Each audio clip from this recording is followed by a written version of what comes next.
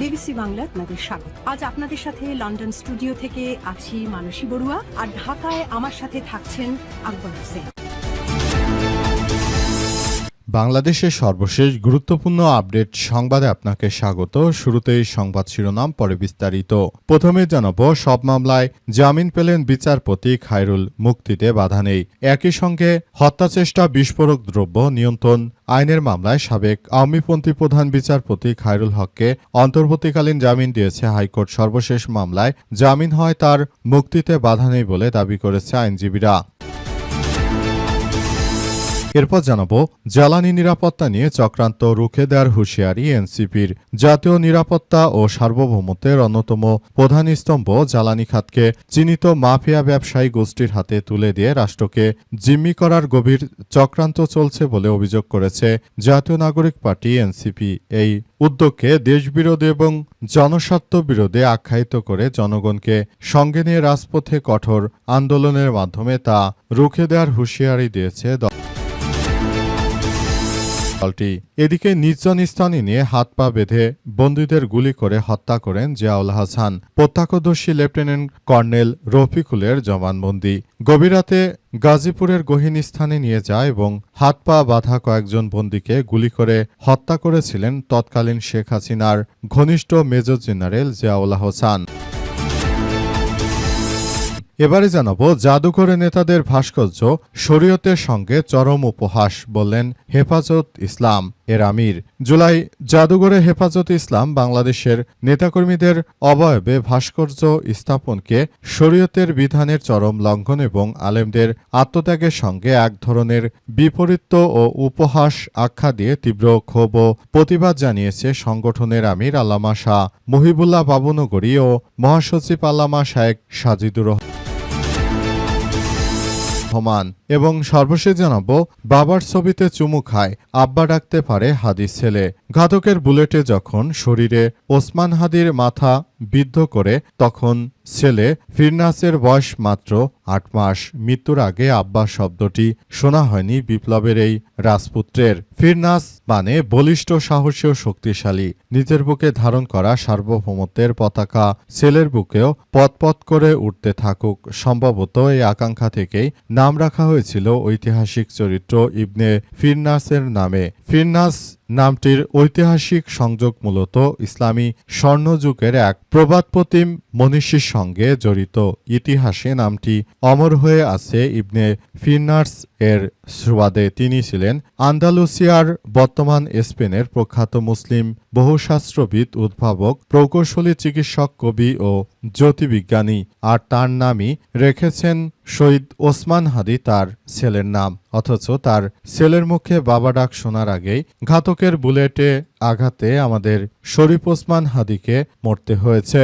তবে ঘাতকের কাছে তিনি মারা গেলেও আমাদের দেশপ্রেমিক প্রতিটি মানুষের কাছে এখনো হাদি জিন্দা রয়েছেন। প্রিয় দর্শক, এতক্ষণ শুনছিলেন সংবাদ শিরোনাম, এবারে বিস্তারিত। তবে তার আগে বন্ধুরা, অনুরোধ থাকবে এই সংবাদটিতে একটি লাইক দিন।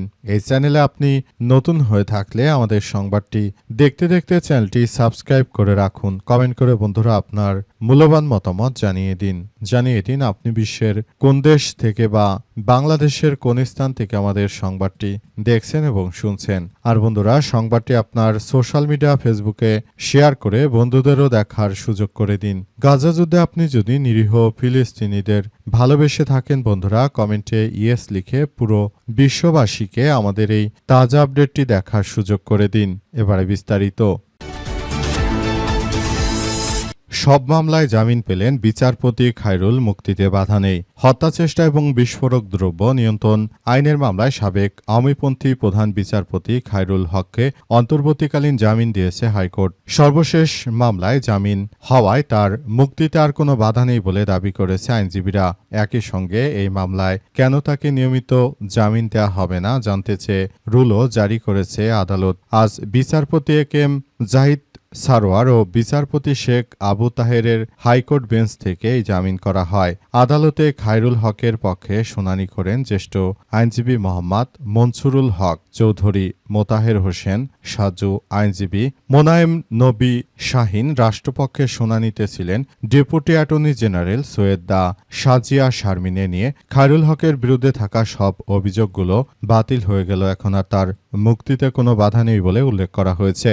আরও জানা যাচ্ছে যে তার মুক্তিতে যেহেতু বাধা নেই, সুতরাং এখন সবকিছু খুব সুন্দর ও পরিকল্পিতভাবে করা উচিত, কারণ যে কোনো মূল্যে এই ধরনের কার্যক্রমগুলো কোনোভাবে গ্রহণযোগ্য হতে পারে না। বিচারপতিরা তারা শেখ হাসিনার নির্দেশনা মোতাবেক তৎকালীন সময়ে অনেক সমস্যার সৃষ্টি করেছিল। তাদের এই সমস্যাগুলো থেকে বাঁচার জন্য সবাইকে আরও বেশি সজাগ ও সতর্ক থাকার প্রতি উদাত্ত আহ্বান জানানো হয়েছে।